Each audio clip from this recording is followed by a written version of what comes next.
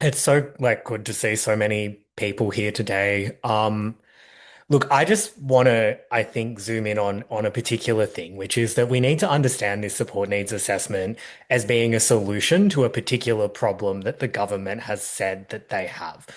And what is that problem that government has identified? Well, I think there's really, from what I've heard last year around the discussion around the reform to the NDIS Act, there were sort of two problems that got identified by then Minister Bill Shorten. One of them was that the NDIS, it's costing too much.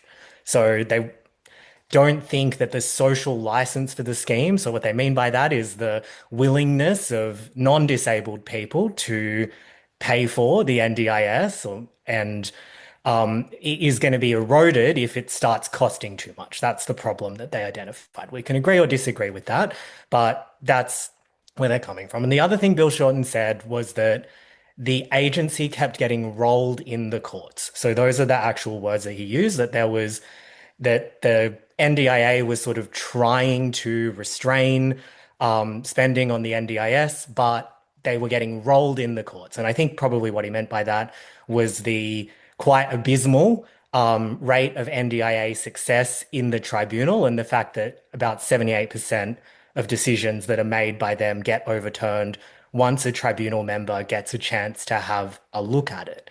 And so I think that when we're looking at this support needs assessment, we need to recognize that it is a solution to those problems that government has identified. So it needs to cut costs and it needs to address this issue of the agency getting rolled in the courts.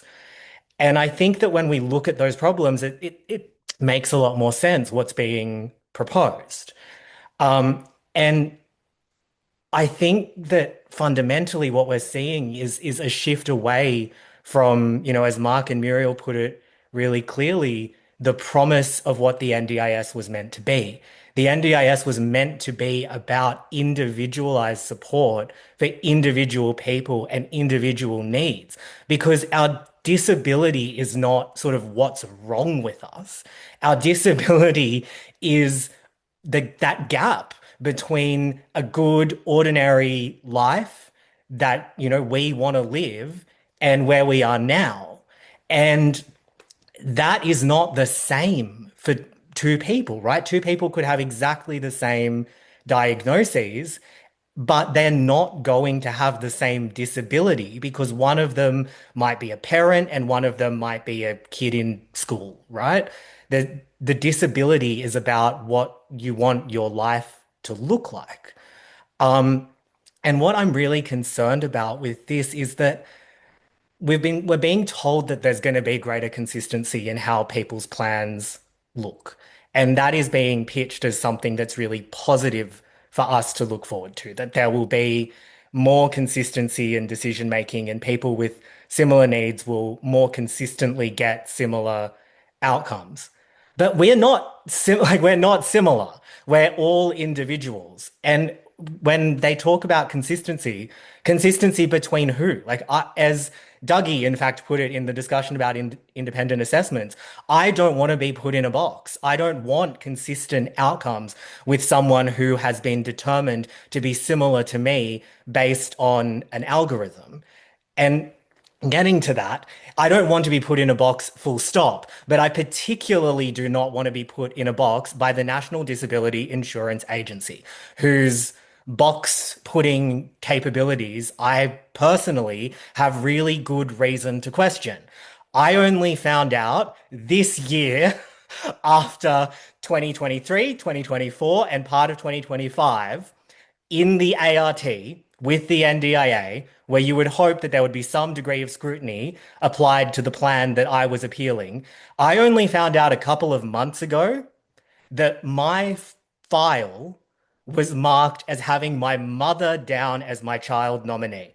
I am 35 years old. I joined the NDIS when I was 32 years old, but I had a child nominee on my plan, which perhaps is why I got $15,000 worth of behavior support and $3,000 worth of speech therapy instead of the mobility assistance that I actually needed from the NDIS. So if the NDIA now has the ability to group us like with like, but they're doing that on the basis of a computer system that has a bunch of errors in it. And then we're told that the outcomes from that are not going to be assessed, like, rejiggable by a real person. There's enormous potential for us to get horrific outcomes from that. Like if I hadn't have been able to go to the ART with all of my medical specialist and allied health evidence, then what would have happened to me? I would have just been chasing my tail in a continuous loop of replacement assessment after replacement assessment, with perhaps no one ever realizing that the reason I was getting these outcomes might have been because I was down as a child in the system, or because the way that my disability and diagnosis had been listed was, not accurate. I think that we need to get beyond a question of, is there going to be an algorithm? Because we know that there's going to be an algorithm. And we need to start asking really clear and granular questions about, what does this specific algorithm look like? And what are the weighted variables that will impact someone's funding? And how will they be determined? And is there a role for machine learning and assessment and kind of churning through all of the existing plans to kind of look at trends? Is gender going to play a role in determining people's funding? Is diagnosis going to play a role in determining people's funding? Is income and work status going to play a role in determining someone's funding? Or could it? Could they change it so that income collected through the personal and environmental circumstances questionnaire might actually income impact how much funding and support you get? There's just one more point that I want to make, which is that we were told that the payoff for going through this new process and transitioning over to the new framework planning approach was going to give us flexibility. And that was what we were going to get as participants out of moving over to this new system. We just heard last week in an NDIA webinar that within the so-called flexible budget that we're going to get, there will remain the capacity to restrict supports in that flexible budget to specific things that a planner has decided that we need or that are needed to keep us safe. And I think that what we're seeing with that is that it's possible that the agency will retain all of that same ability to make plans really restrictive. But now, rather than supports being funded in a way that actually reflects the cost of those supports, supports are going to be funded on the basis of what government is prepared to spend on us. And that can change, right? We might get an initial, at the moment, our protection is that we can go to the ART and we can say, this support is reasonable and necessary for me. Here is all my evidence to show that it's reasonable and necessary for me, right? If what happens is that we are now told that you get a reasonable and necessary budget based on how much government is willing to spend on you, then we could get a Barnaby Joyce One Nation government who decides that what's reasonable and necessary for government to spend on you is no longer what you have been getting. It's now, three-fifths of nothing. So I think that there are such profound issues with this.